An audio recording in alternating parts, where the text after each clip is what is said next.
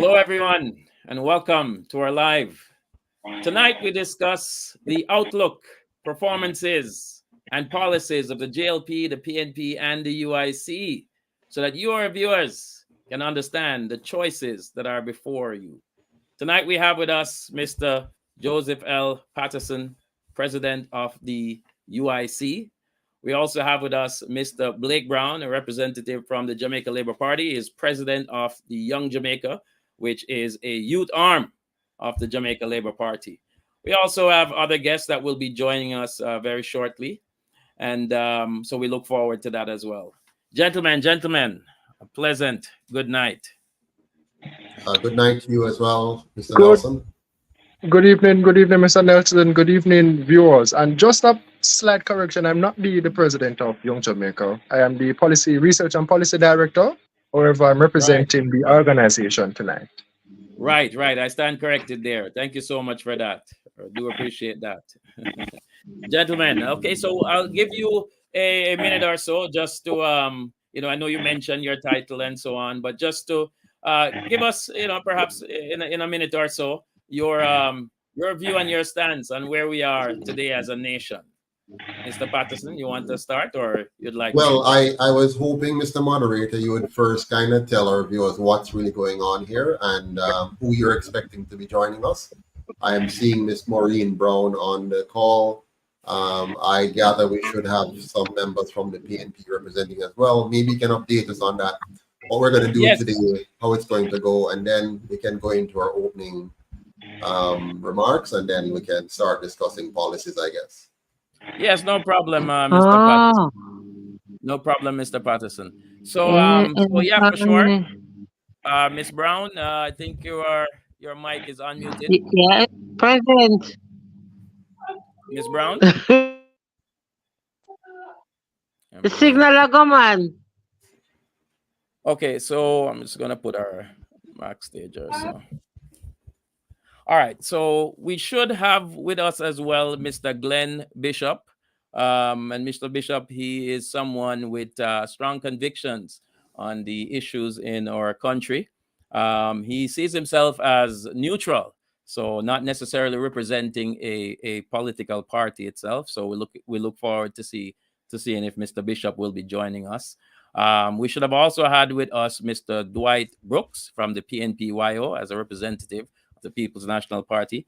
I spoke to Mr. Brooks early on, so I do expect him to be joining us. So hopefully we'll see Mr. Brooks soon. We also should be having Mr. Doctor Mark Ricketts. So we are also looking forward to having Dr. Ricketts and so on, so he can introduce himself and we can let you guys know more about Dr. Ricketts. So looking forward to the discussion tonight, gentlemen. So in terms of comparing and contrasting the policies of the registered political parties, we have the Jamaica Labour Party, the People's National Party, and the United Independence Congress, the UIC. So as we stated before, gentlemen, 1 minute take on your stance. We have Mr. Bishop, Glenn Bishop, joining us. Just now, I just mentioned, Mr. Bishop, that I told our viewers that we should be expecting you. So I'm going to allow the members of the panel to give us a minute take, your view, your stance on the country's affairs. Thank you very much, Mr. Moderator. And since we are on the UIC turf, so to speak, I'm going to defer to the others to speak first, and then I will go afterwards. Just being a good host here. Okay, so Mr. Brown, do you want to begin? I think your mic. Mr. Brown. It's still governing muted. party, or it's unmuted now. Right. Perfect. And as a member of the governing party, it's important that we are able to stand on our achievements and what we have done with our time in government and the mandate that the people has given us. I can stand here and proudly say that Jamaica is in the best place it has ever been in its history. In terms of major crimes being down, the first time in over 20 years, an economy that is consistently and reliably growing, public debt which is down, and of course, major investments in infrastructure, in education, in water, in utilities. Jamaica is looking up, and we have much more work to be done. However, we can proudly say that our 8 years in government, we have used that time, and we have used that time well. Right, right. Thank you, Mr. Brown, for your outlook from your party standpoint. Mr. Bishop, your take? Um, uh, I I'm just going to introduce myself, Glenn Bishop, independent thinker is the entity that I think I want to represent this evening. Just an independent product of the Jamaican education system.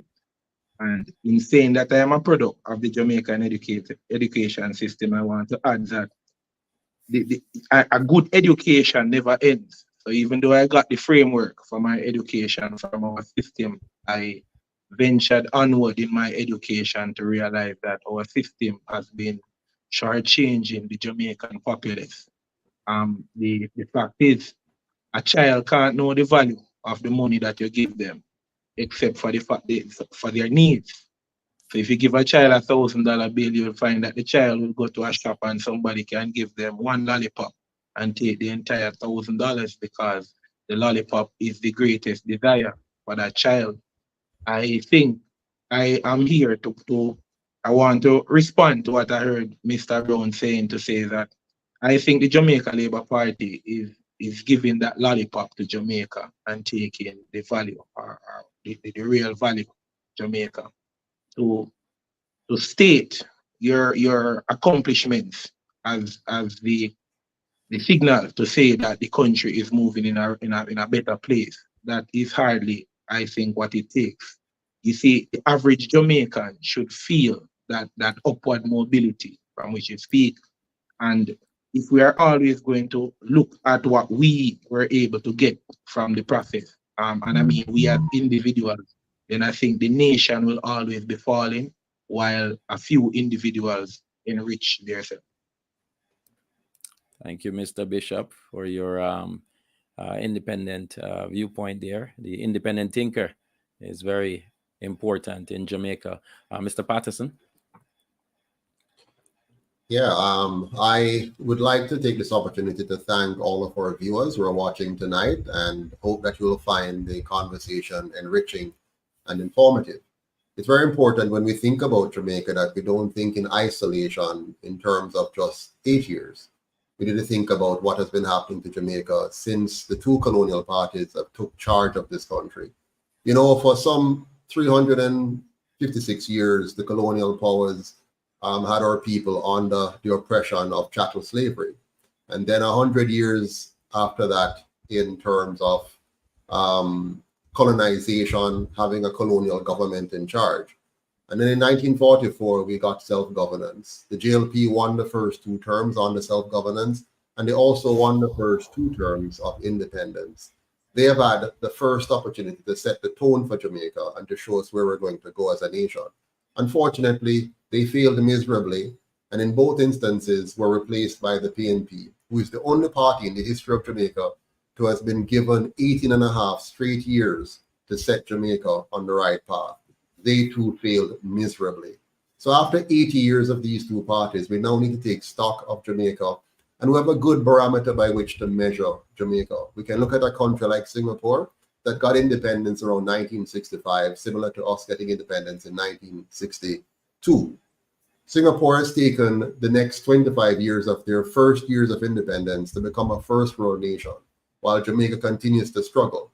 We have a GDP today of between 5,000 and 6,000, while Singapore is now at 90,000 in GDP per capita, per person in their country. They have a safe and secure nation. They have a very thriving economy. They have an excellent education system, a near perfect healthcare system, and one of the best GDP growth record the world has ever seen. In fact, the people of Singapore are now richer than the people of America.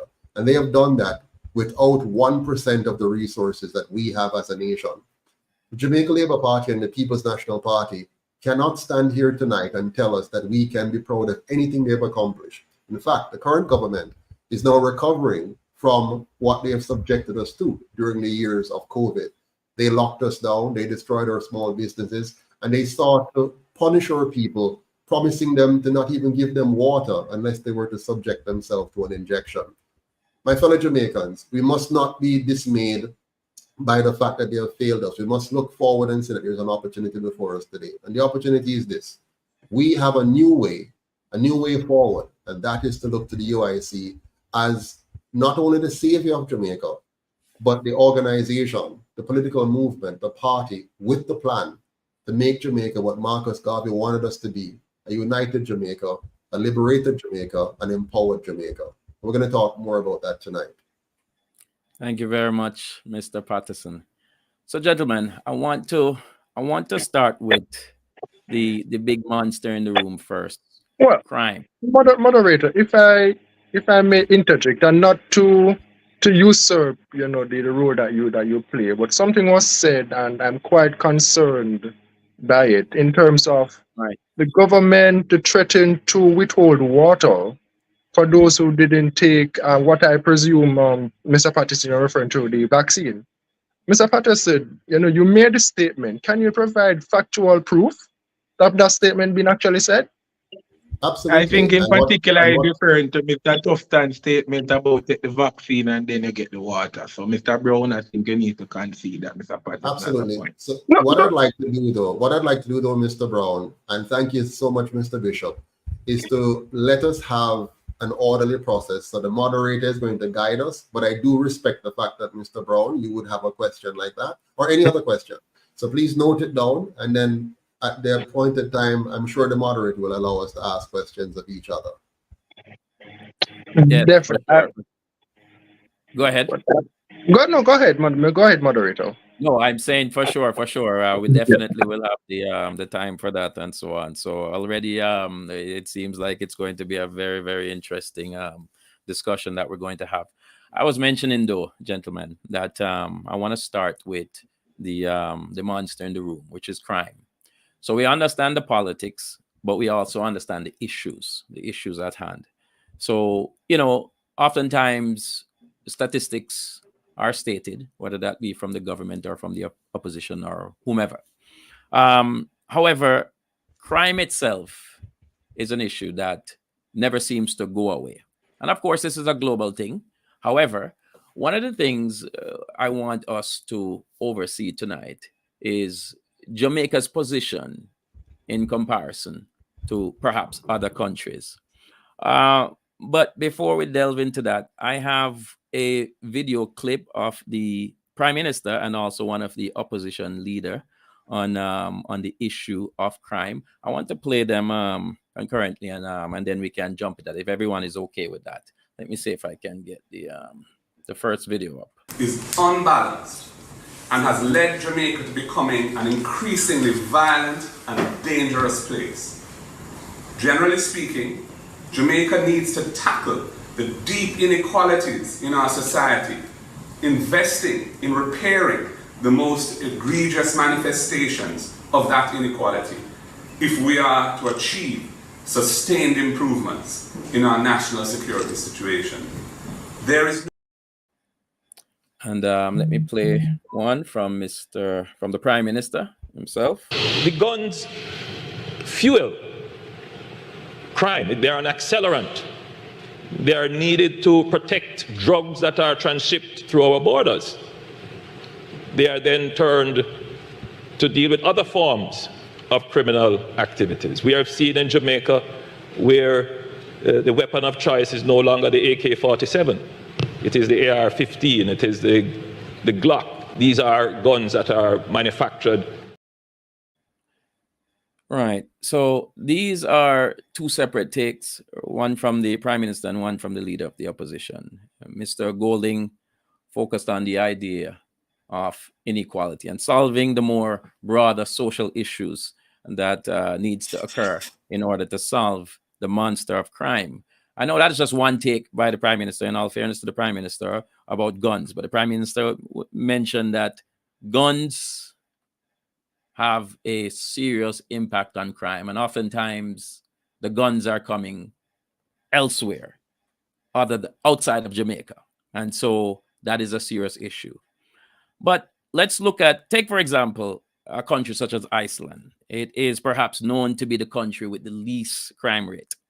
Their reason for such success is based on the respect of the people in Iceland for the police force in general, the educational system, social services, and welfare. Gentlemen, as a nation, Jamaica, how do we get there to tackle this monster of crime? Mr. Blake, you want to go first? I went first the last time. I'm more interested to hear the USC's position on this matter. Mr. Patterson, you want to take that up? Absolutely, but I'd much rather allow Mr. Bishop to go first, as you know, the independent thinker in the room. Mr. Independent Thinker, go ahead. All right. Crime. Let's first remember that crime never occurs in a vacuum. So when we speak about crime, we have to speak about first the people and the motivations that would propel an individual to commit crime. And then we'll have to assess the types of crimes. So if we're going to speak specifically about murder or homicide and the homicide rates and the fact that Jamaica is the homicide capital of the world, then it's a different conversation about than the conversation about crime. See, crime in Jamaica is like land that I don't even want to get into the details of the politics, but I will speak about this JLP administration and the persons, the members of this JLP administration, owning a lot of land in this 8-year span that you have spoke about, Mr. Brown. I want to say to Jamaica that we need to be more vigilant. You see, when we elect leaders, we need to have frameworks in place to ensure that they cannot just use their position to enrich themselves. And there are many members of this parliament over the 8 years have, let's just say, they have procured more land than their salary could pay for. And this is one of the areas where Jamaica is not even paying attention, because a lot of the means that they would have used to obtain these lands can constitute crime. Now, with that said, we're going to talk about the excuse that a lot of persons want to put about the socio-economic conditions of the Jamaican nationals being the reason for crime. And I want to put that aside as a myth. The truth is, most of the persons who are killing in Jamaica, they are not killing because they are hungry. They're killing maybe because the means that they use to get their livelihood was already a crime. And if somebody that they were doing business with was to shortchange them, they can't report it to the police.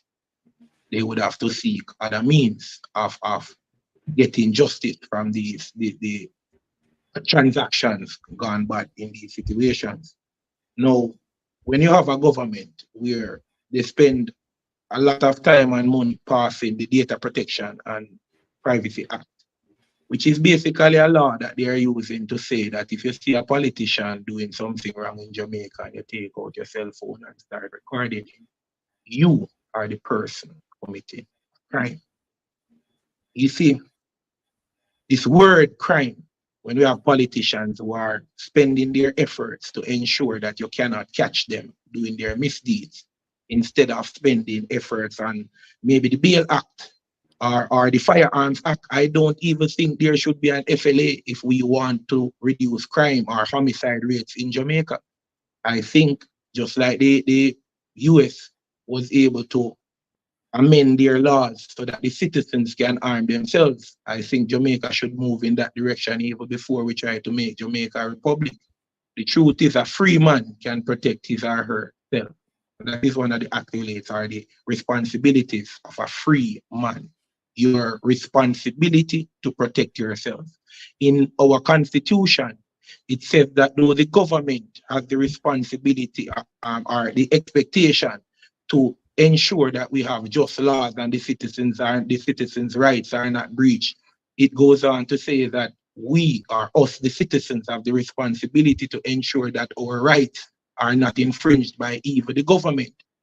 Now, the government likes the fact that our schools are keeping our citizens ignorant of these facts. And that is also a breeding ground for more crime. You see, if you want to fix crime, you check the crime first. You check the box for the crime, and then you have an honest conversation about the framework that contributes to that crime. And when we are ready for the honest conversations, and that is when we can fix the problem. So if we're going to stay here, let us use words like murder or homicide and not use crime as the word. As I said, I have given points about it. I hope we can develop in any area that maybe the panel or the viewers would want us to develop this conversation. But I think please make sure that Jamaica is ready to embrace the truthful answers of these questions once we start raising them. Mr. Bishop, you made a good point about the definitiveness of crime versus homicide versus theft versus et cetera, et cetera, et cetera.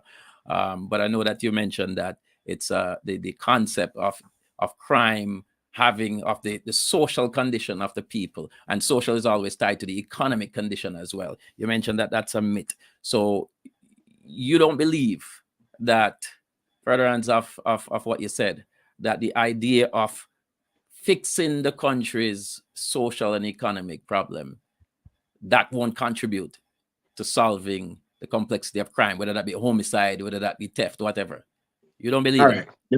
Let me give you an example of the point that I'm trying to make. Let's take Jean Panton, for example. Jean and Panton. By the means or the measure of most Jamaicans, she was affluent. She was financially affluent, a lady with means. But she was still in a position where she needed more. Some persons say it's greed that caused it. She wasn't hungry. She wanted more. It's a mindset.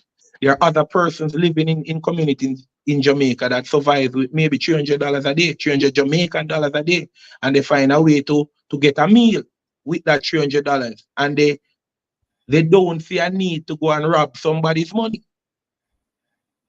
Do we understand what I'm saying? I get what you're saying. Okay. I'll give the other gentleman a chance here, and then perhaps if needs be, we can come back to that point. Mr. Patterson. Sure. When we think about crime in Jamaica, we have to go back to first principles. If you were to check on the Jamaican people during the early years of our independence, and even prior, we were a relatively peaceful lot.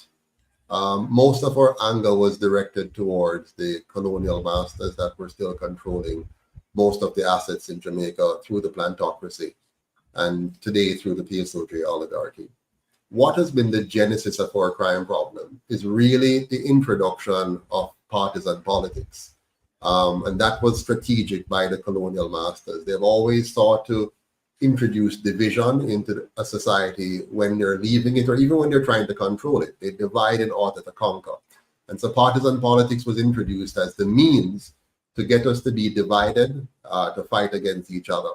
Now, you might recall that the two colonial parties were very instrumental in importing guns into the country, giving it to our young men and women, creating dons and gangs and garrisons, ghettos, even promoting squatting communities and withholding the land from the people of Jamaica and causing many of them to scrunch to make a living.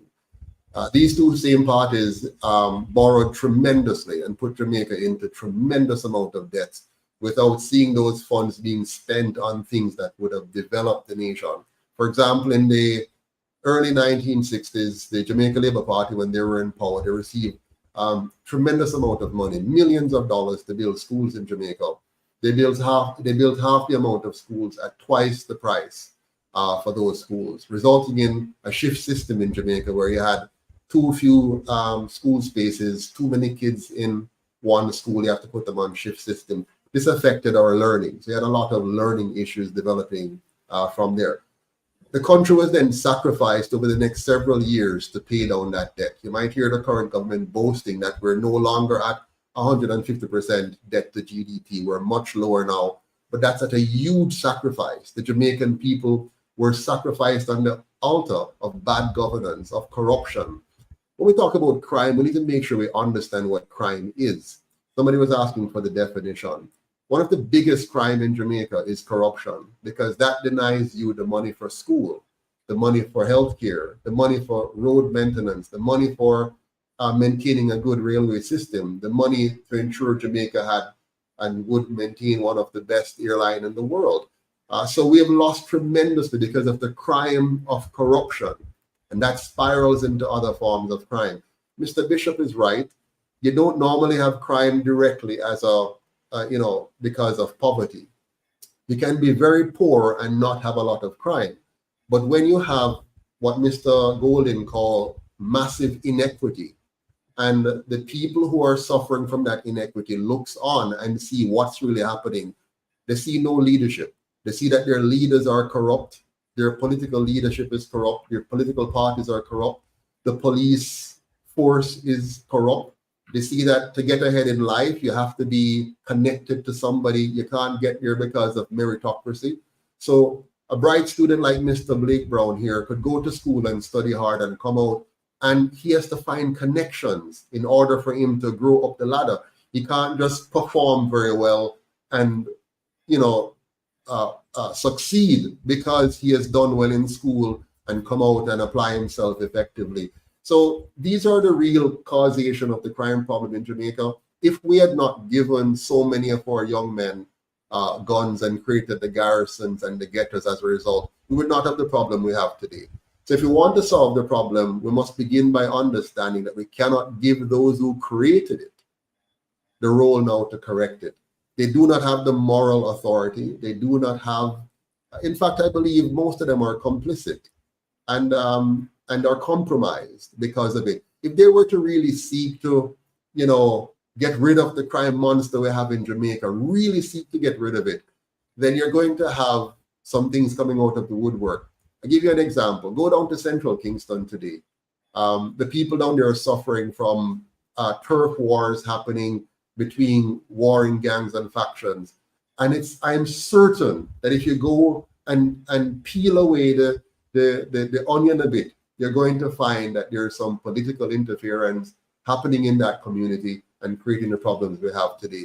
When you have leaders of parties creating garrison communities that preserve for them a continuous block of electors, when you have persons getting more than 100% vote in their constituency, in the past, not today, it has subsided a bit, but these are the genesis of the crime problems that we're seeing in Jamaica. And we keep asking the same people, the same parties, the same groups that created the problem, we're asking them now to solve the problem. They cannot solve the problem. No matter how much billions they throw at it, it will continue to be a main. Yes, you're going to hear from my friend that the numbers are coming down, but the people of Jamaica are not feeling that. The people are still feeling very insecure. The people of Jamaica still know that they cannot trust the police enough to cooperate with them fully. So the UIC has a solution for that.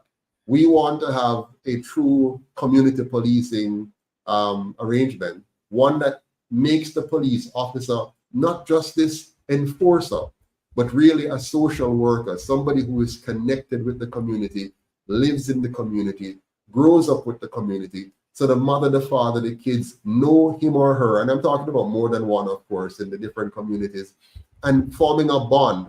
And so when there are potential problems, we head it off at the beginning rather than simply focusing now on trying to shoot to kill as soon as we possibly can. Let's instead focus on building vibrant communities, productive communities. A simple thing like community centers.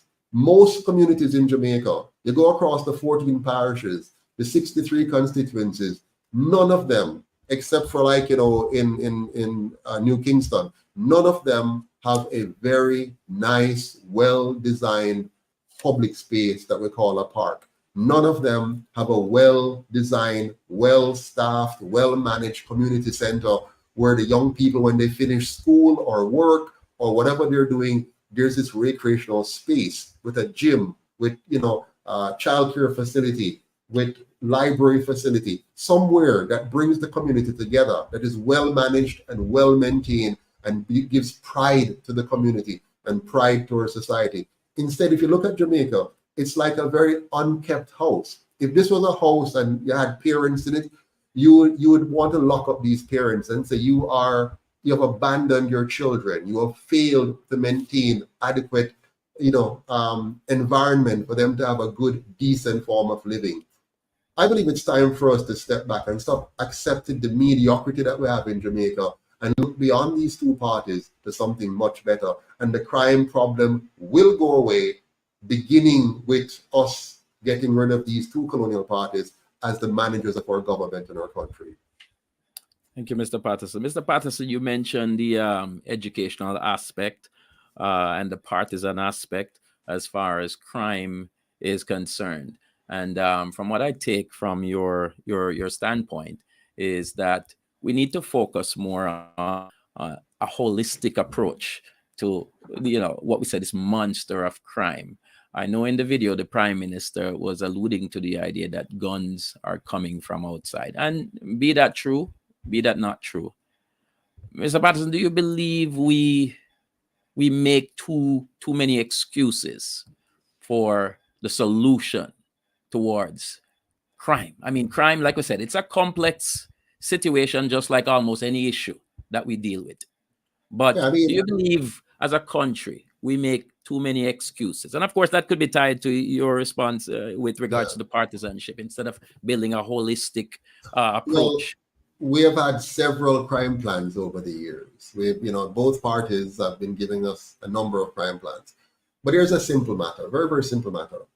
What if we were to dedicate our army to doing its job of securing our borders and controlling our customs so that we eliminate what the Prime Minister sees as a big problem, which is the guns are coming in. Yes, the guns are coming in, but that's because you're failing. If you weren't failing to manage the country properly, the guns wouldn't be, the illegal guns that is, wouldn't be coming in the way they are. So let us repurpose our army, give them full control over controlling the border so nothing comes in that shouldn't come in and nothing goes out. And of course, you have to tear away the political or the political interference, because that's a big part of Jamaica's problem. You always have the politicians stepping in where they shouldn't and creating more problems. But let's lock down the borders like sardine and make sure the guns can't come in, the ammunitions can't come in. Starve the gangs of the guns. That's number one. Number two, let's make sure all of our young people, when they leave school, if they're not going on to university or colleges, let's implement the UIC program, the Youth Enterprise, Youth Employment Solution, and give these children quality jobs that will pay them a decent wage that allows them to focus on building their skills.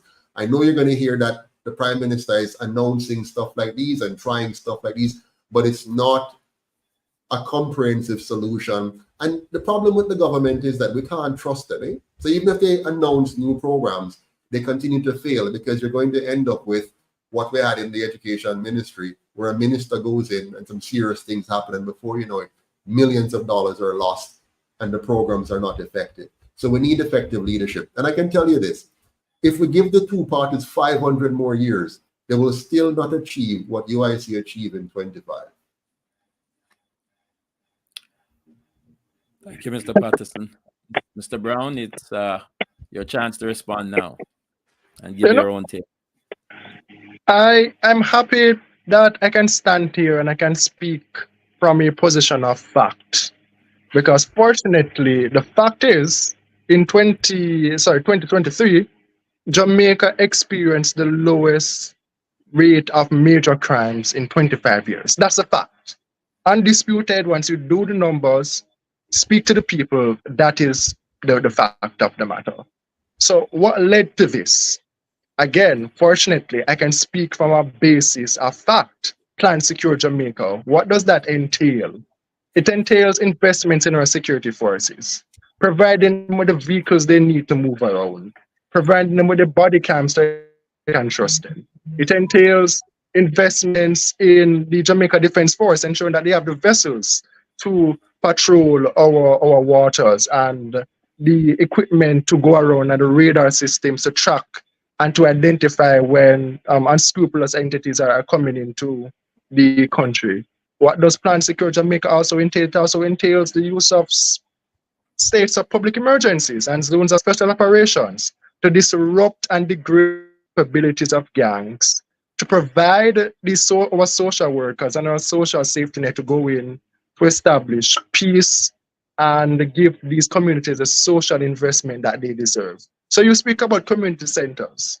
When you look at, for example, the flagship communities in the Montego Bays, they have the community centers. When you speak of entrepreneurship, they provided them with grants. They provided them with the technical ability to operate these businesses. So Plan Secure Jamaica, it's a comprehensive plan. And most importantly, it's a plan that has results. The lowest rate of major crime in 25 years. Fact, not fiction, truth, not lies. And I will leave it at that. Mr. Brown, I just want to put something to you. Thank you so much for your take. In the period 2010 to 2012, the Jamaica Labour Party had mentioned. I know I think at 2012 there was an election, but that last period before Portia Simpson Miller came back and won again. The exchange between Bruce Golding and Andrew Holness. But prior to that, during the Golding administration, there were mentions of crime having significant improvement. So, Mr. Brown, oftentimes the statistics will say there's improvement here. So in another 20 years, we'll hear again, or in another 10 years, we'll hear again that crime has. But at the same time, the Jamaican people, they're not seeing it that way. There have been various reports of criminal activities and murders that have affected many individuals.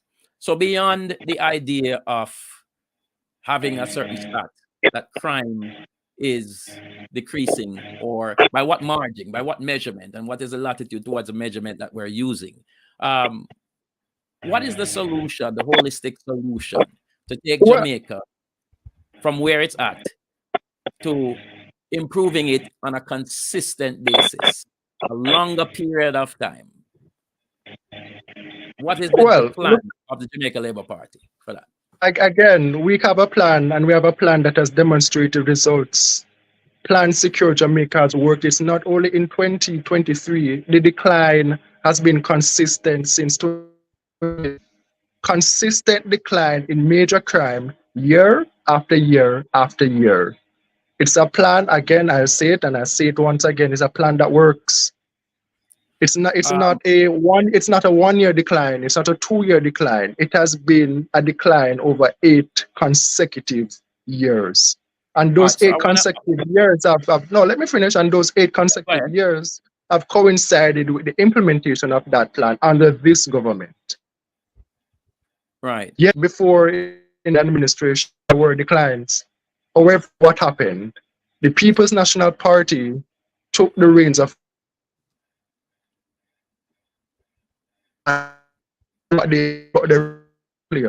rampant criminality and the Jamaican people not feeling safe in their homes, and an increase in major crime. We took power in 2016. The people decided that it is time for a change. And what's the result? 8 consecutive years of decline in major crime. Right. Well, I get that. But take, for example, maintain that statistic with the incident that occurred the other day in Kleiner. Repeat. I didn't hear that. With the worst mass shooting that has occurred in Jamaican history in some 20 odd years, you still want to maintain that?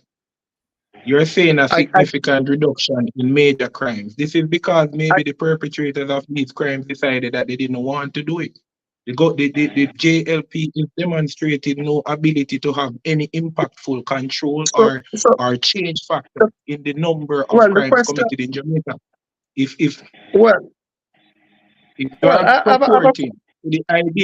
you are purporting to the idea that the zones of specially operation are somewhat impactful in crime, then it's clear because the police force is in an area. Then we have seen where the criminal elements just take themselves and move to another area, and then you'll have crime going up in that area. Mr. Brown, What significant change did the JLP party make in that 8-year period that you can definitively state that impacted crime to go down this lower trajectory? I think you guys are just playing with the statistics. The methodologies of the JSAFE statistics remains the same. So how we have done the calculation have not changed. So the comparison between now and 8 years ago and 10 years ago remains the same. Let's not say major crime. Stop saying major crime. Let's just have the homicide rate. Homicide rate. Let's specifically speak to homicide rate. There's that point. You asked, what can I definitively say we have changed that has led to improvements in major crimes? Right. We have invested the most of any administration into national security as well as education. It's a two-pronged approach. You invest in policing and the capabilities of our police and security forces. At the same time, you ensure that our people are more educated. The fact of the matter is, an educated person, they don't go take up a gun and gun down someone or a whole community in cold blood. And also, we do this in an economy that is growing, an economy that provides opportunity, an economy that provides opportunity for the Jamaican people to earn an honest living. And again, the facts are clear: 13 consecutive quarters of economic growth. Okay, Mr. Moderator. The people of Jamaica now are more confident in the economic outlook than any other time in our history. Mr. Moderator, they like where the economy is going. They feel confident in it. They feel that they now believe that they have a place in it. I have a follow-up for you, Mr. Brown. Mr. Brown, Mr. Moderator, you probably have to allow us to cross-examine each other more. Yes, for sure, without a doubt. The time gap is very far because Mr. Brown is being very facetious. Jamaica's always has an up and down graph when it comes on to crime. There are periods where you're going to see spikes and you're going to see drops and you're going to see spikes. As I mentioned previously. The trajectory of crime in Jamaica, the trajectory has been like this. Just as how the inflation rate in Jamaica has been like this. And just as how, hold on a second, Mr. Brown, and just as how the exchange rate in Jamaica has been like this. Now, if you narrow in on any segment of that trajectory and just look at a small segment and say, let's take out 5 years or 3 years or 8 years even, you're going to see fluctuations. The Prime Minister of Jamaica has embarked on a mission of misleading the Jamaican people, but the people of Jamaica feel the results of its failure. They may not be able to read statistics or understand that there are 3 types of lies: lies, damn lies, and statistics. They may not fully understand that, but they do understand what they feel every day. The truth is, we cannot sleep with our windows and doors open. The truth is, we continue to spend billions of dollars on putting on burglar bars on our doors and our windows. And the truth is, many businesses in Jamaica continue to suffer from feeling insecure, spending a lot of money on security services, on cameras, on security systems, because Jamaica is a very unsafe and unsecure environment. And it doesn't matter how much Mr. Brown tells you that the statistics is suggesting that major crimes are going down. Crimes in Jamaica, the crime level in Jamaica remains intolerable and is directly related to the mismanagement of this Jamaica Labour Party government and the PNP as well. The problem is, every time one of them is in opposition, they promise us that you're going to fix the problem, and when they come in, they don't. The JLP has spent the most money on crime than any other administration before. That is true. And if you were to compare the result relative to the amount of money spent it is no better than that of the previous administration, which at that time spent more than the previous administration. So they're spending more, but they're getting less. The same is true for our education system. More has been spent on education, but the quality of education and the outcome remains poor. And more Jamaicans are still lining up at the U.S. Embassy trying to leave the very secure country that Mr. Brown says we now have. I understand that. Yeah. You know, Well, let me just no, say Mr. something. Patterson, Mr. Brown, no, let me say something, Mr. Patterson. You I know, just wanted you to add a asked. point to that. I just wanted to add something to that, and perhaps you can take that into consideration Sure, in your sure, response. go ahead. I know the discussion is very heated and everyone, but we have to allow everyone to get something in. But I just want to refer back to something that Mr. Bishop said. Mr. Bishop had mentioned that we have to separate the terms and the ideas of what exactly crime is, because we speak of statistics, and there is a statistics out there that states that from 2014 to 2023, there has been an increase in homicide per 100,000 persons in Jamaica from 36.4 to 60.9. So a lot of those years, the administration of the Jamaica Labour Party was in power during those times. So yes, I agree that with Mr. Bishop that definitely when we look at the general scope of what crime is, we have to kind of pinpoint that, because homicide here is saying that that's not improving. So you can take it from there. Again, we must speak from a position of fact and not fiction. And on the matter of statistics, we must be very we must be very we must be very we must be I'm going to allow you to go very we must be very careful not to mislead. We can, Mr. Bishop, let me let We Mr. Brown must briefly respond, and then I'll call on you. we must be very careful not to mislead. And I note for a fact here, in our 47 minutes and 30 seconds time on this live, Mr. Patterson has at this point quoted no factor figures. Again, he has quoted no factor figures. He has stated what he felt and what he thinks and what he believes. Unfortunately, that does not collaborate with reality. But he raised that point on the note of cherry picking time periods. Again, once the JSAFE methodology and the same methodology that has been used from 1999, once that is applied, Jamaica has experienced the lowest level of major crime in over 25 years. That is a fact. Right, Mr. That is a fact. And on the note, not before you go, Mr. Bishop, on the note of the spend in national security, the spend is necessary. Crime, we inherited a country that was teetering on collapse, a country that almost became a failed state. So it was necessary to spend how we spent on national security to stabilize the ship and to ensure that the people of Jamaica can look forward to a safer country in the future. I won't stand here and promise immediate returns, and we'll able to take off our grills instantly. But again, the fact is clear: major crimes are down. Mr. Bishop, go ahead. All right, Mr. Brown, I want to see if I can help you to clarify why major crimes are down.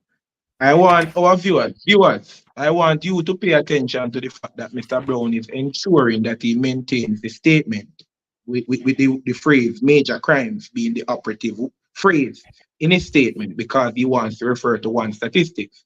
Saying major crimes is down in the Jamaican context it's a misleading statement when most Jamaicans fear homicide. They fear being murdered on their way home. They fear being murdered in a robbery. So we should pay attention to what the real problem is if we really want a solution. Most Jamaicans in the diaspora paying attention to a program like this. They want to find out what is the situation on the ground. should they feel more afraid to come home, or is it safe to come home? So let us stick to homicide, Mr. Brown. And any statistic that you give, please let it relate to homicide. Now, I am going to quote some statistics here from, I think it's Statin. So the information is statista.com. Homicide rate in Jamaica from 2014 to 2023. And I want to say, on that point now, Mr. Brown, we are not trending down, we are trending up. So Mr. that's a Patterson, you wanna statement chime now. in? Mr. Holness wants the person in the diaspora who thinks that he's doing a good job to think that he's actually solving the problems. But here's the fact. Persons in the diaspora, it is not getting better. More persons are being murdered in Jamaica. In Clarendon just the other day, 8 persons one time. And there are more persons in the hospital suffering. So let us face the facts. No, when you face these facts, what you're going to find is it might lead you to the prisons of Jamaica. You might find out that what we are hearing now on the ground in Jamaica is that all of those persons may have been murdered based on the order of someone that is in prison. That's what we are hearing, you know. And we are seeing in Jamaica now where they just relieve another person who is you see, this is where it gets controversial now. And we're going to have the Gaza fans wanting to kill me just because I am here as a person willing to say the audio tapes that I heard sound like Vybz Kartel is guilty. I like the fact that he was released, and I want the fact that he was released on the technicality to make Jamaicans aware of the fact that the law is something very important. It is something that we should be paying attention to. Now, when you start paying attention to these things, you realize that a solution, a real solution, cannot be found on via partisan lines, Mr. Brown. And here I am, the one speaking the facts on the ground, and this is me now being willing to come out of my comfort zone that maybe one of these politically aligned individuals are going to want to kill me to tell the person the truth. Now, until we get a leader, until we get a party, a nation, a movement, a group of Jamaicans, well-thinking Jamaicans who are willing to come out of their comfort zone and state the facts, act for the truth, act for a real improvement of the situation, a real solution to the problems, instead of hiding behind a particular party, even when you see them doing wrongs, just because you are aligned to this party. Let's speak the truth of the statistics. Let me give Mr. Patterson a chance to respond. Can I give Mr. Patterson a chance to respond to that? Well, no, I'd want to respond because something was said that's quite concerning. I'm very disappointed that the act of domestic terrorism that took place last Sunday night was used in such a context to mislead our viewers. It's I'm very disappointed that was done, and it's important again to say it's important to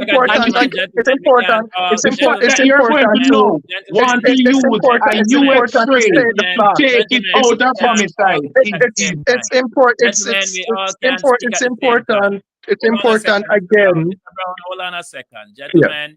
We have to Mr. have Moderator, thank you. We have to have an orderly discussion. Wait, let me continue. Mr. Brown, hold on a second. Give me a Mr. second. Brown, No. I want to. No. Hold on a second. No. I will not yield. I need to make this point, and I need to complete this point. You spoke earlier, so just hold on. Yeah. No, he raised a new point, and the moderator has given me the room to respond. Mr. Brown. No, the moderator. Mr. Brown. I want Mr. Brown to respond. Yeah. Yes. We have to have a balanced discussion, and it has to be orderly. One person can't dog the mic for the whole night. So I'm going to give Mr. Patterson a chance to respond, and then we can come back to it. One of the things that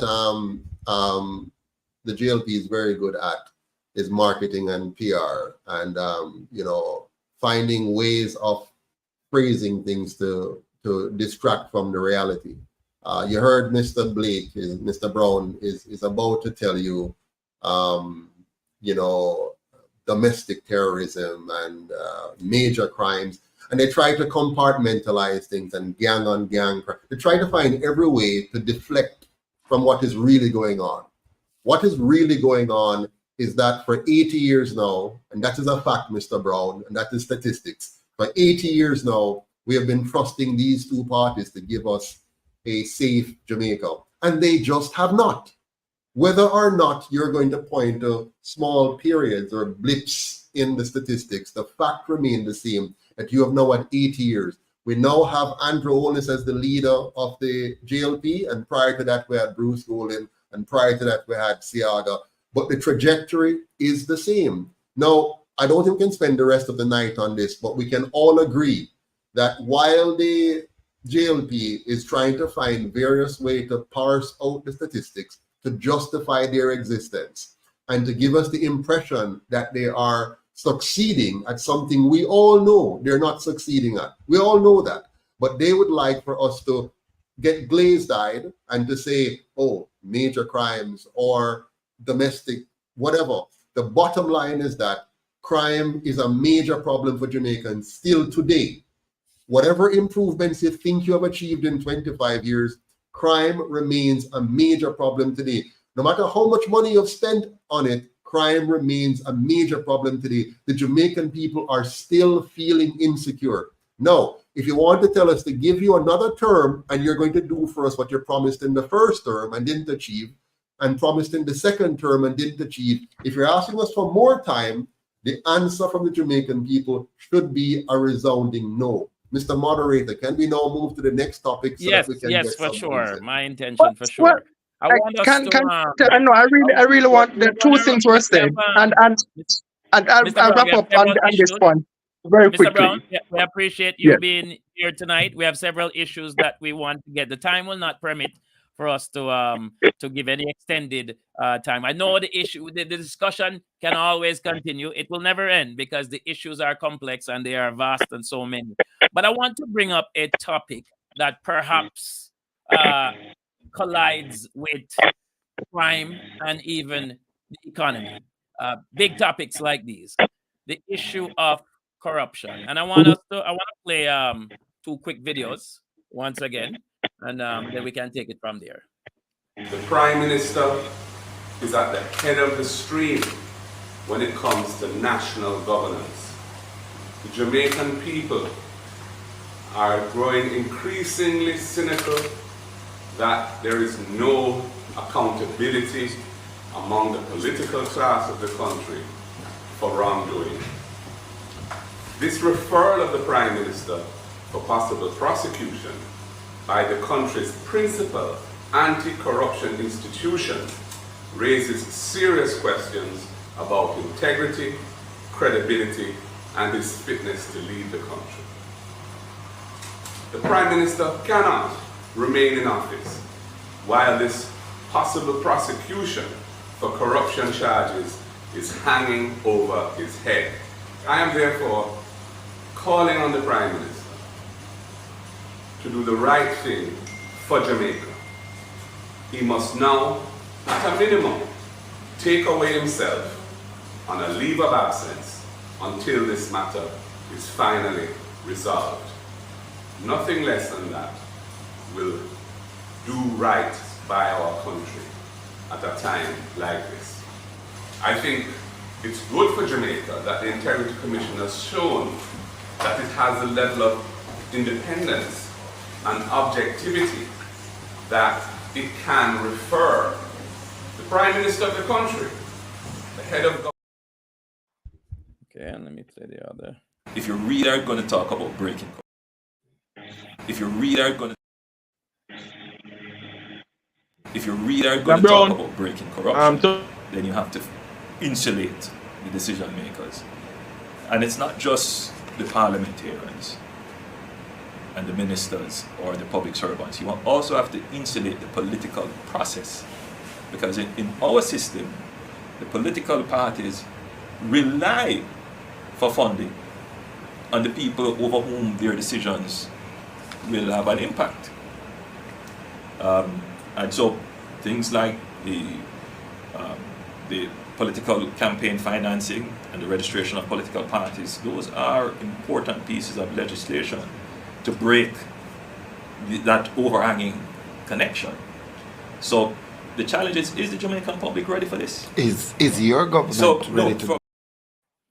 Right, gentlemen. So there you have it, those two clips. So I know Mr. Patterson mentioned early on that corruption itself is connected to crime. I think most well-thinking persons would agree. Corruption is connected to a poor economy and a heavy-ridden crime society. But the credibility of the prime minister, is it in question?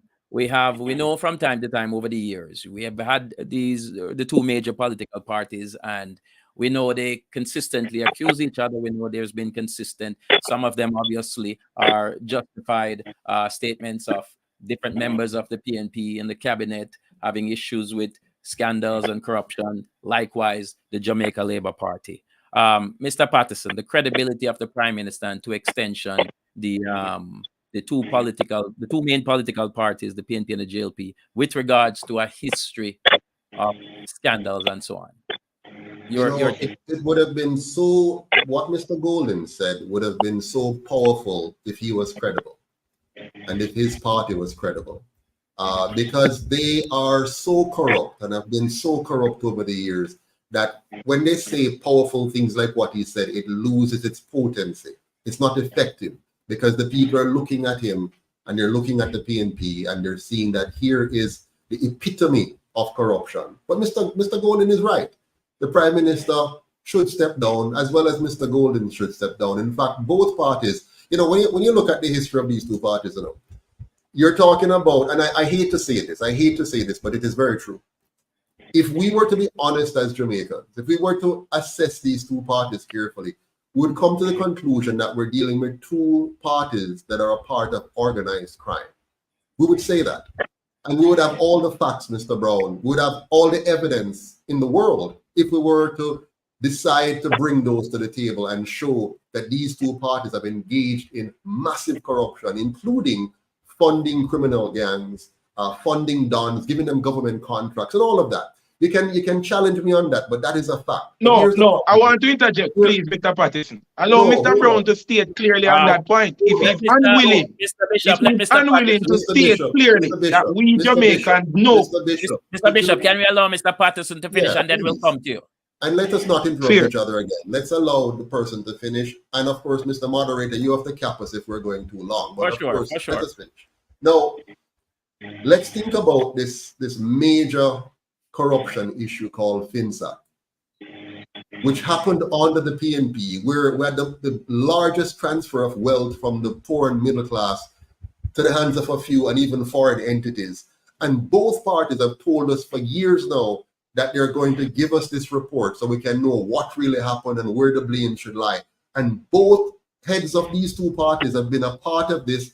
And the JLP has had now 8 years to release the FinSAC report, and they haven't. And the PNP was able to release the FinSAC report, and they have not. So we can't trust them. So we know I just partisan politics in my place. So we can't trust Golden now when him say what he must say, because we know no teeth no unite. Because when the shoe is on the other foot, he is going to similarly cover up corruption in his party and pull the wool over our eyes. So we can't trust that. But hold on. Listen carefully now to what the Prime Minister said. The Prime Minister said, we have to insulate decision makers. And he too is 100% right. But we know this. They're always able to tell us what the problem is, tell us what the solution is, but never implement it. Look at what we have done. The UIC went to the ECJ and we said, let's fix this problem of insulating our politicians. Let us have a 100% publicly funded campaign financing system, whereby you are funded as a candidate, not as a party, and you're funded by given equal access to the constituents through newspaper, radio, television, internet, town hall meetings, and debates. Give all the candidates equal access, and that is funded by the taxpayer, and no candidate gets money per se, and there's no vote buying anymore, and the PSOJ oligarchs don't own the candidates anymore or don't own the parties anymore.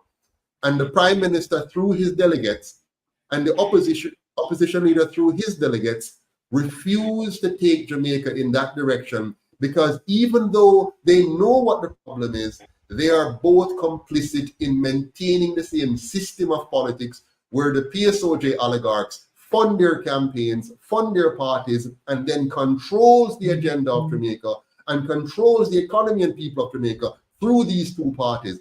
If we want real insulation, if we want real transparency, we must have a 100% publicly funded system, and we must also have true separation of powers.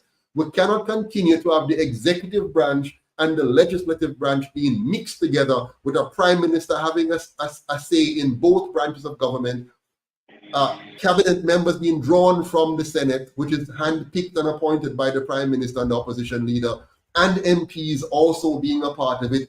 We lack the oversight, we lack the credibility, we lack the transparency. If we really want to fix the problem, let us get serious about fixing it. And what is clear?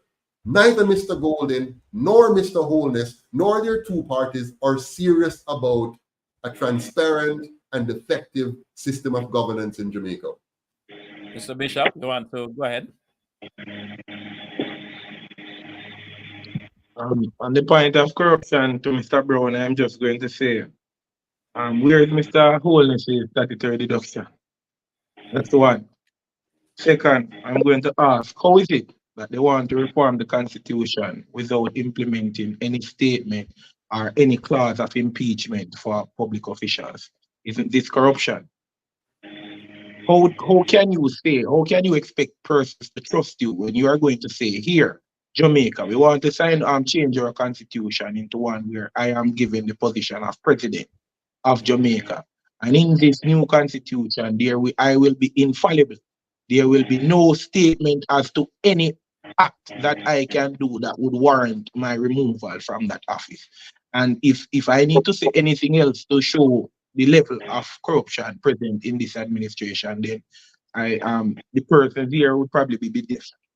So that's where I end it. That's my point to Mr. Brown. Thank you, Mr. Bishop. Well, Mr. Brown?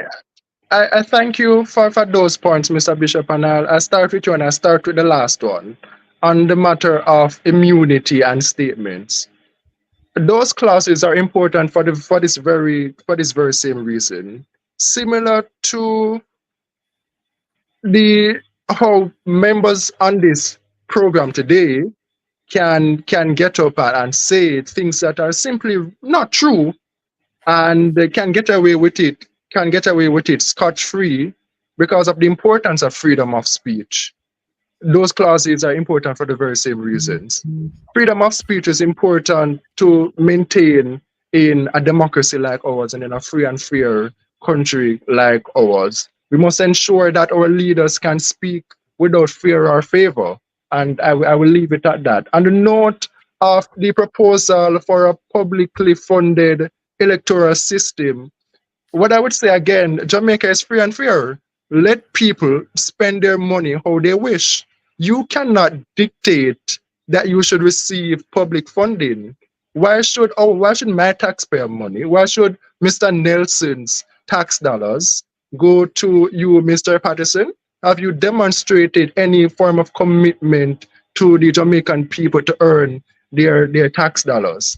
On the note of the Prime Minister's statutory declaration, the Prime Minister has maintained his position, and his position has been very clear. He has provided everything that the Integrity Commission has asked for. They come and they say, Prime Minister, I want this document. Prime Minister provides it. Where is the certification? The better question would be to ask the Integrity Commission. Ultimately, they are responsible. They are properly funded. So why can't they certify the Prime Minister at this time, after the Prime Minister has been quite open and accommodating to their requests? On the note of separation of powers, on the note of separation of powers, the parliamentary system has served us well. The parliamentary system is the most stable form of government in the history of the world. That is a fact. When you look at the track record of the presidential model, you see failed states and you see dictatorships. Look no further than our brothers and sisters in the South. When you look at Colombia, Brazil, Argentina, you look at our brothers and sisters in Europe. You look at our brothers and sisters, say, in a faraway land like Russia. Those nations are not free, they are not fair, the parliamentary system ensures that the Jamaican people have a stable political and economic system. And on the note of impeachment again, impeachment, quite frankly, is irrelevant in a parliamentary system. The system as designed is properly able to rid itself of bad actors. Unlike a presidential model, where the president is independently elected from the legislature, who heads the executive, and who has a fixed term, in a parliamentary system in which the executive is drawn from the legislature, and they survive on the basis of the confidence of the legislature. Once the legislature decides that the executive is no longer fit for office, whether it's a matter of a crime or simply a matter of a political difference, the legislature has the capabilities to remove them. No, the position is too important for it to leave us into such a subjective manner. The system is fine as is. Mr. Patterson spoke of what compartmentalization and marketing and PR term. Impeachment is simply a buzzword for something that already exists within the parliamentary system, and it's called a motion of no confidence. It's there in the Constitution. It can be used. Why it has not been used, it's up to the incumbent members. But what I can say is that the system as is, it's working. It's a system that does not require wide-ranging revolution and implementation. So here we have it said by representative of untested and failed. Easier telling us that the system is working. Mr. Brown, I'd like to give this, for the sake of time, Mr. Brown, I'd like to give let me just wrap up and in just a few sentences. The system, let me finish. No, let me finish. The system as is, it's working. It does not require revolution and an unthought implementation of failed and unwise ideas. Mr. Brown, I agree with you that the system is working. The question is who it's working for. So it's not working for the Jamaican people at all in a majority sense. But let me respond to your points. You said that why should the Jamaican people finance me? I'm not asking the Jamaican people to finance me. I'm asking the Jamaican people to understand what is not working and what can work. So right now, what is not working is having the PSOJ oligarchs control our government by funding the campaigns of the two major parties, so that regardless of which of them win, the PSOJ oligarchs is still in charge. I'd much rather a system where all candidates who meet the qualifications to run is given access to the constituents. Right now, those who have the PSOJ's money get the access. The PSOJ controls the radio and the television and the newspaper, and the PSOJ also controls the two parties. So by extension, they control the narrative and they control who gets heard by how many people and how. So what we're doing, the UIC is being innovative and creative, something which I know you're happy with the colonial way of things and what you've gotten from your colonial master, but we want to move on now. We want to demonstrate to the world that we have the capacity to create better systems of governance that will work for Jamaica. So one of them is first and foremost to have a 100% publicly funded campaign financing. So candidates who qualify, who have the experience and have the education level that we need to serve in office are given access to the constituents so that they're heard. That's one. Two, on the matter of separation of powers, what you would like to preserve is this: the Prime Minister, who is not elected by the people of Jamaica directly, but comes out of the partisan machinery and makes his way to the top. For example, the current Prime Minister was selected by Bruce Golding, a disgraced Prime Minister who had to resign because of his connection with serious issues in his constituency. And he became Prime Minister by that kind of shenanigan. And then he gets to hold on to power, because when you are in that seat, here's what you have. As Prime Minister, you get to appoint 13 members of the Senate who become your lackey. And your Prime Minister wasn't satisfied with that. He had to also force them to sign undated resignation letter, so that in case they should slip up and forget who is in charge, he can just date that and fire them. That's one.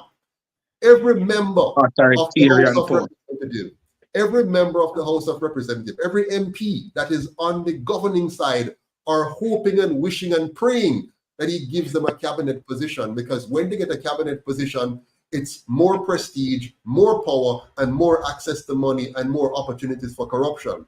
The same thing when he appoints you as a senator. You're praying and hoping that he will make you a cabinet minister so that you can become maybe a Ruel Reid as well. So the bottom line is this: the system we have in place now is ripe for corruption. It encourages corruption. It facilitates corruption. And you and your prime minister want to keep that system. In fact, Bruce Golden want to keep that system. PJ Patterson want to keep that system. The whole Uno want to keep that system. But the UIC is saying it's time for us to take the power from the politicians and put the power back in the hands of the people, or for the first time in the hands of the people. So we want real separation of powers. We want an elected Senate where every single senator is elected one per parish. So you have 14 senators who, when a bill comes to them, they look at the bill and say, how will this affect my parish? And they're going to scrutinize it. So St. Mary's views will be considered. St. Thomas views will be considered. Clarendon views will be considered, and so on. And you want in the House of Parliament now, the legislators, you want them to be independent of the control of their party, independent of the control of the PSOJ. So when them stand up in a parliament, they are truly representing not the party, not the PSOJ, but the people of their constituencies. That's the kind of separation of power we are talking about. That's the kind of Jamaica we want. A Jamaica where the people of Jamaica, not the party, not the PSOJ, is in control of this country. All right. Thank you, Mr. Patterson. I think we lost Mr. Blake there. Mr. Bishop, you wanted to you wanted to respond, Mr. Bishop. I'll give you the chance here. I think we lost Mr. Blake there. Yes, Ahead, I wouldn't want to speak in his absence. Well, I guess in the interest of the person's viewing, the truth is, as long as Jamaicans are going to keep holding up the party lines and having these conversations along partisan lines, then we can't really find a solution to the problem. Absolutely. And that is a problem, because we can only think in, but you have people on I see the people on the comment section. And what we do, if tomorrow morning I should leave the UIC and join the GLP, I can do no wrong for a GLP. If tomorrow morning I leave the UIC and join the PNP, I can do no wrong by the PNP. That is, you know who give us that? That is what the same colonial masters. That's the divide and conquer. That is the divide and conquer. That is what they want, and they have succeeded. They have succeeded in getting us to become tribal, and to be so tribal that we can't even see truth when you put it in front of us. If for example, if tomorrow morning Andrew Holness come out and say, you know what, we need to have an elected Senate, every GLP say, yay! But if Mr. Patterson say it of the UIC, go away from here, so that not good, that not gonna work. And that is the kind of thing. Because the truth is, the masses are not even operating at a level of intelligence that can analyze these issues, these topics. And absolutely. I think that is something that they would have implemented pre-emancipation to ensure that they had the minds of the masses colonized with their education systems. We persons need to ask themselves, why is the home language of most Jamaicans something that is not spoken in our schools? The truth is, the school system is more focused on creating British slaves than it is in creating productive citizens for the country.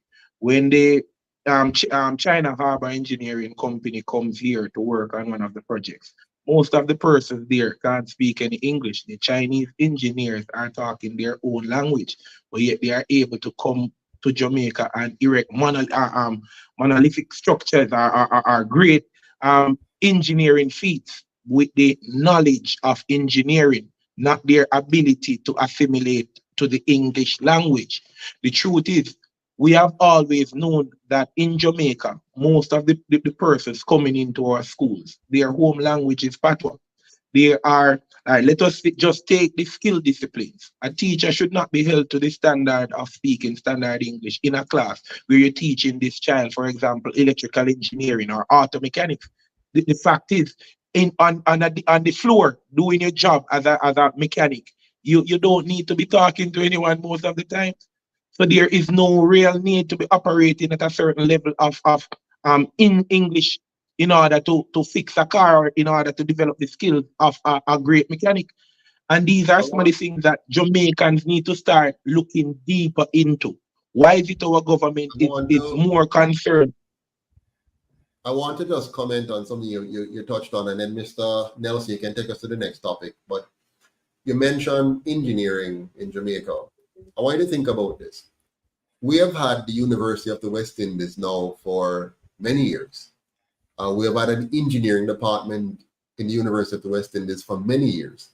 I attended UTech and was a member of the engineering class of the 1990s studying electrical power engineering.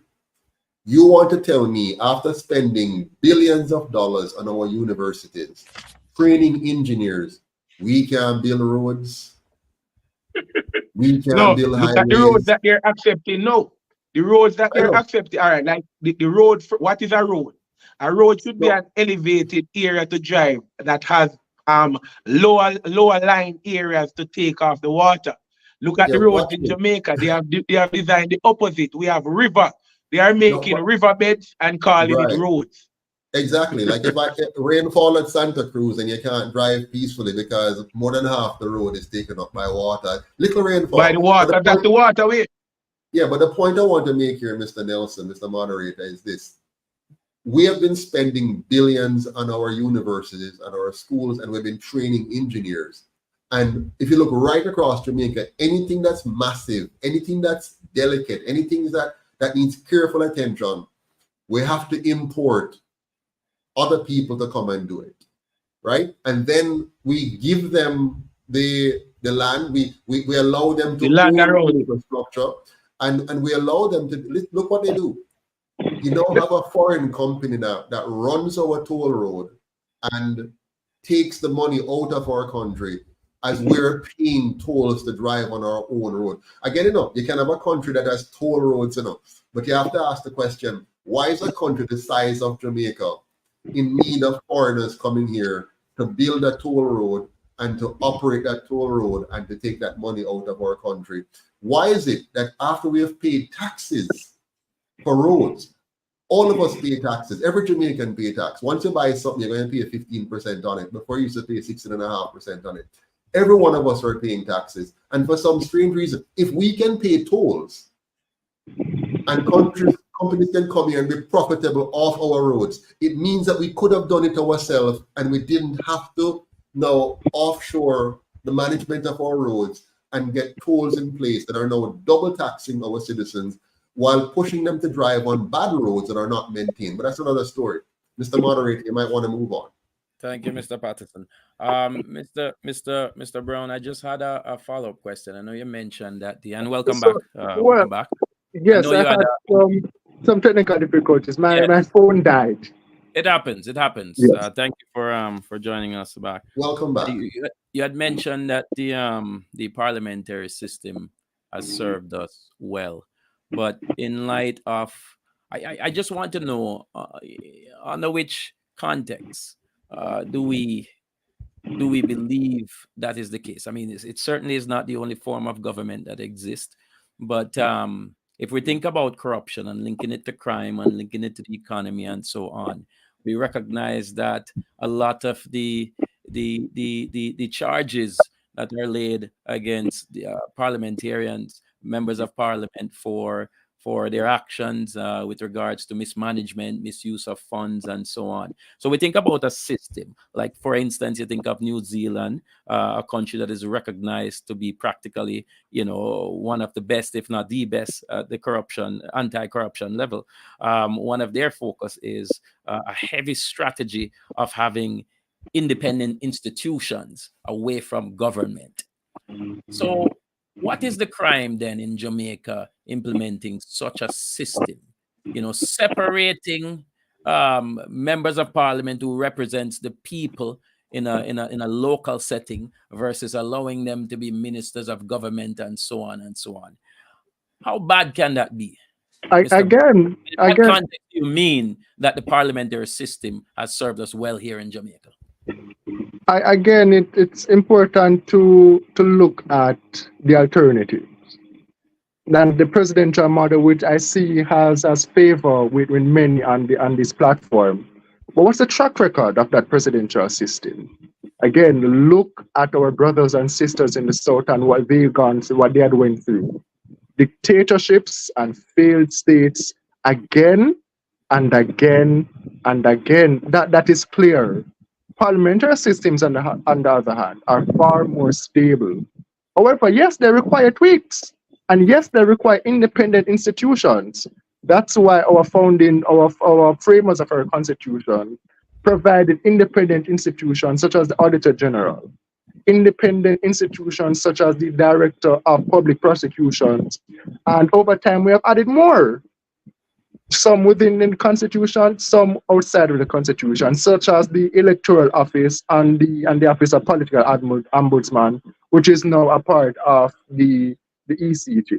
So the track record is clear. What's the harm in trying something new? We know the result of what that new thing is: misery, suffering, and chaos. That's clear for all to see. But Mr. Brown, solution to the problem, or a solution to the problem. That's one of the benefits of trying something new. You might find something better. Can I respond, Mr. Nelson? Yes, go ahead, Mr. Patterson. Okay. Go ahead.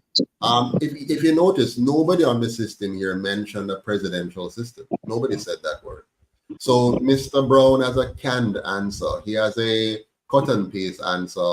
He's trying to speak to a problem that we're not even speaking to. When he refers to countries south of Jamaica and that kind of foolishness, he's trying to compare systems of socialism and communism versus capitalism or free market economy, which wasn't our discussion. Our discussion is really around good governance and having proper checks and balances. So what Mr. Brown is telling us, he would rather to continue to have the Prime Minister and opposition leader appoint our senators and create an artificial dichotomy within the Senate and have our senators being compromised in the way that they are. What Mr. Brown is saying to us, he would rather continue to keep ministers of government, also MPs, and create a conflict of interest and dilute their effectiveness. What Mr. Brown is saying to us that he's happy with the PSOJ oligarchs controlling the two parties and controlling our government. And what we're saying to him, that needs to stop. But I would like to add to that as well, Mr. Nelson, to say this. It's also important that we start having ministers of government who are qualified and competent for the work for which they're being assigned. And so the UIC has also advocated to having subject matter experts as ministers of government. So what we're going to have now is the executive branch, the nuclear executive branch, nominating the best Jamaican for the job, the best person for health ministry, the best person for education, persons who are qualified and competent. Then having those persons being vetted publicly by the Senate in a hearing that we can all listen to and follow and see if they meet the credentials that we want, and then having the House of Representatives vote yes or no for their appointment, and to remove them likewise. What do we have today? Today what we have is the Prime Minister unilaterally appointing whoever he wishes from the House and whoever he wishes from the Senate to being a minister of government, whether or not they are qualified and competent to serve in the area. The UIC is trying to lift us to a new standard, a standard of saying we need to have quality, competent persons leading our country. And I'm going to give you a big example. If you look at the way Singapore has managed their country, because they focus on a meritocracy, ensuring that persons are qualified and competent to serve as a politician and as a minister of government, and then delivering quality for their people, we end up with a first world country in 25 years, while after 80 years, Jamaica is still having basic conversation about running water and cutting ribbon for some little boxes for people and calling those homes. It's time for us to move away from that and move Jamaica to a higher standard. And that will never happen as long as we continue to trust Jamaica to the hands of those who have failed us for 8 years now. Thank you, Mr. Patterson. And the topics, as I mentioned, they're deep, they're wide, and the discussion sometimes is never ending. I want to give us each now, as we're coming to the end of our discussion, I want to give us each 2 to 3 minutes of reflection on the debate, the discussion. Perhaps you can say something that you wanted to say and never got the chance to. So I give us about 3 to 5 minutes or so each. Mr. Bishop, you want to start? I want to start by saying, like, if you're a leader has to lead. And once the leader for the country feels himself tied or in debt to any oligarchs, any international organizations, then you'll find that that leader may not be able to effectively lead the country.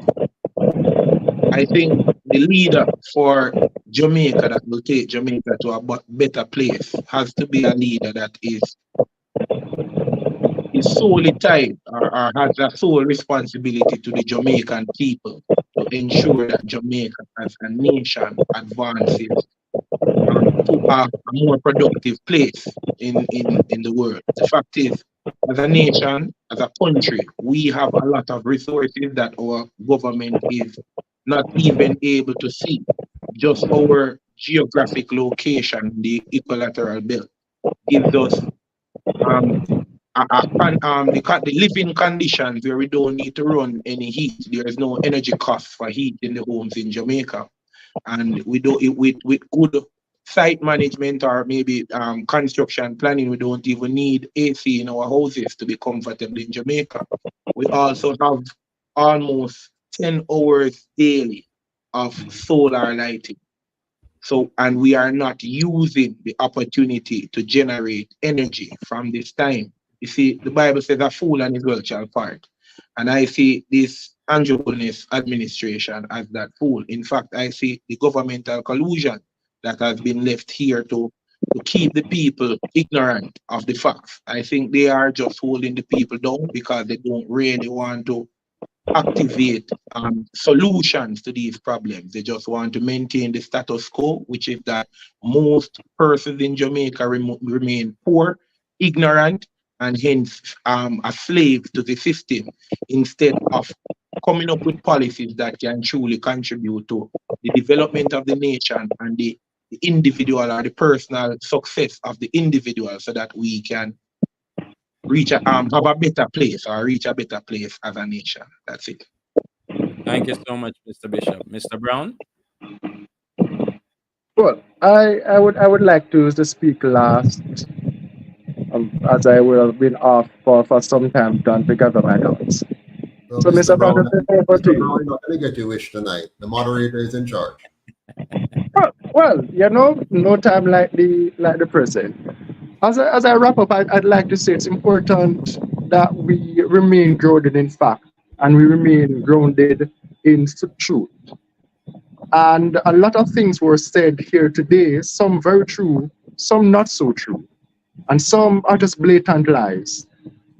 So it's important that we go through it, we go through everything, and we pick through and we recognize and take away what is important and what is true. Here are some truths. The parliamentary system works. The presidential system, separation of powers, as they like to call it in the traditional archaic sense, it simply does not work. It fails, and it fails time and time again. And the result is clear: misery, chaos, and suffering.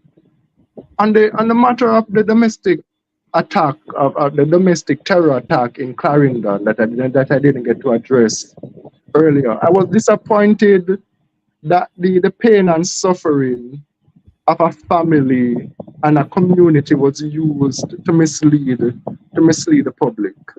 But it's important to recognize that while persons on the show can sit and in their nice places and say things that are not true, we have a prime minister that had to go there and he had to face the people, and he had to tell them the truth, and he had to put in the work. And what's the work? What's the result of that work? He said, and he got a lot of flack for it. that the perpetrators of the crime either were to face justice or meet their maker. And that has been clear. They have either come in voluntarily to face justice or those who, opted to meet their maker. And that's a result of the significant investment in national security that this government has done over the past 8 years. On the matter of opportunity for the Jamaican people, Jamaica is looking up. Our economy is growing. Our debt to our public debt to GDP is the lowest in almost 20 years. Our kids are passing their exams. They're doing better than ever before.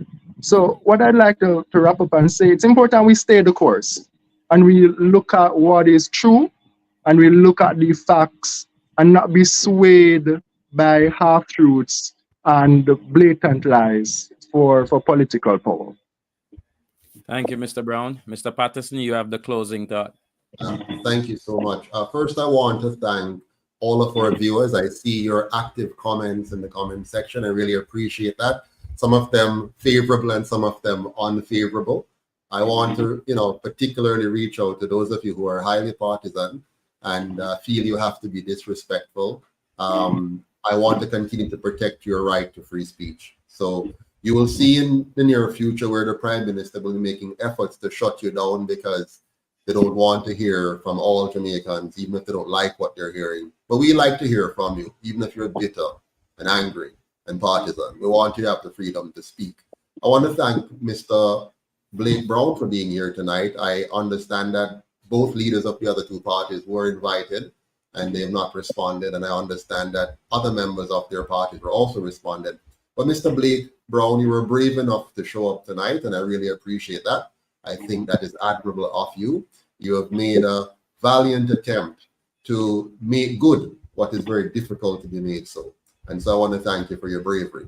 Mr. Glenn Bishop, I love your independent thinking. We don't always agree, but I want to thank you very much for, bringing your thoughts to the process. And I want to close by sharing with you the ingredients for a successful nation. We don't have to look very far to find them. Singapore has demonstrated to us clearly what needs to be done. And the first thing we have to do is to get rid of political corruption from our system. That's the number one thing that made Singapore the success that they are. Our leaders, our misleaders, have failed to address corruption. Even now, the Prime Minister remains tainted and the opposition leader lacks credibility.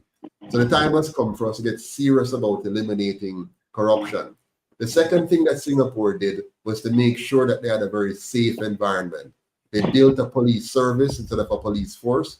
They modernized it and equipped it to be a part of the community. And as a result of that, Singapore is one of the safest places in the world in which to live. They have also focused on maintaining public order. So much so that everywhere you go in Singapore, there's a public space that is clean, that is pretty, that is beautiful, which caters to the people because it shows that the government cares. The government respects the people. Right across Jamaica, you can see that we have a government for the last 80 years that does not care, that does not respect the people. Some of us only believe in having our nice, rich homes on the hills with our chandeliers and our beautiful high walls, but we don't want that for the Jamaican people.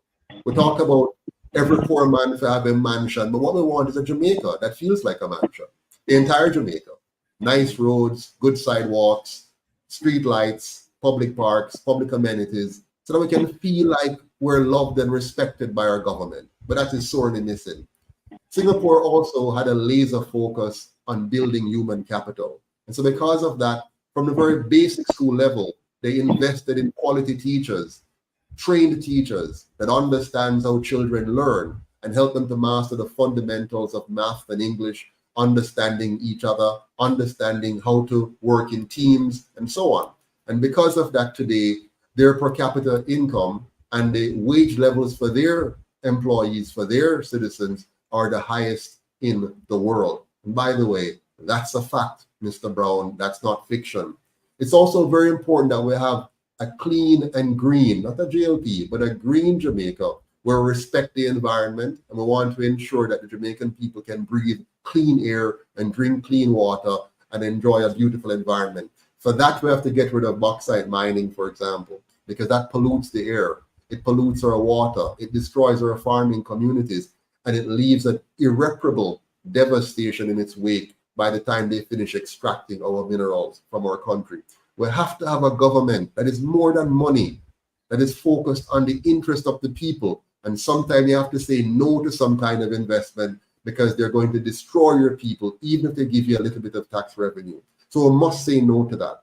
We must ensure that we have a free and fair bottom-up economy, not a trickle-down one like we have had under both administrations. We need to have an economy that respects and protects the small man, an economy that looks out for him more than the big man. The big man can help himself. Let's stop having regulations that stifle our small entrepreneurs and protect big business from competition. Let us instead invest in our entrepreneurs, invest in our people, and give them the freedom to learn, earn, and grow to their maximum capacity. And finally, you cannot continue to have an unhealthy nation and expect for us to do well in school. Our children must be fed properly. We must have a nutrition program, not just a feeding program. We're not talking about animals. And even animals are treated better because we try to balance their nutrients to get maximum yield. Let us focus on having a Jamaica where every child receives the nutrition, the education, the healthcare, and the housing that they need to succeed. Let us begin by starting with respecting, honoring, loving, and developing our people. Without that, we're nothing. The UIC is here because we believe in a Jamaica where your life, your liberty, and your property rights are fully protected. One where the land that was stolen from your ancestors are returned to you, each and every one of you. You don't have to beg, borrow, or thief to get it. You shouldn't have to slave to get it. It was stolen from your ancestors by your colonial masters, and it was withheld from you by the two colonial parties. The UIC is saying, time come to tell the two of them time up. Let's give back the people their land, empower them to build generational wealth, and build a Jamaica where all of we can live, earn, and retire with dignity in our own country. Thank you. Thank you so much, Mr. Patterson. And thank you, Mr. Blake Brown, Mr. Glenn Bishop, and Mr. Joseph Patterson. As we suspected, the discussion was a very spirited one. And we really appreciate everyone. At the end of the day, we respect everyone, though we have different views. But at the same time, we appreciate a lively discussion in which we can assess and exert our viewpoint to the Jamaican people. Thank you, guys. Really appreciate it. It was a wonderful discussion. Thank you. Thank you. Have a good night. Thank you. Good night, Have a good night, everyone.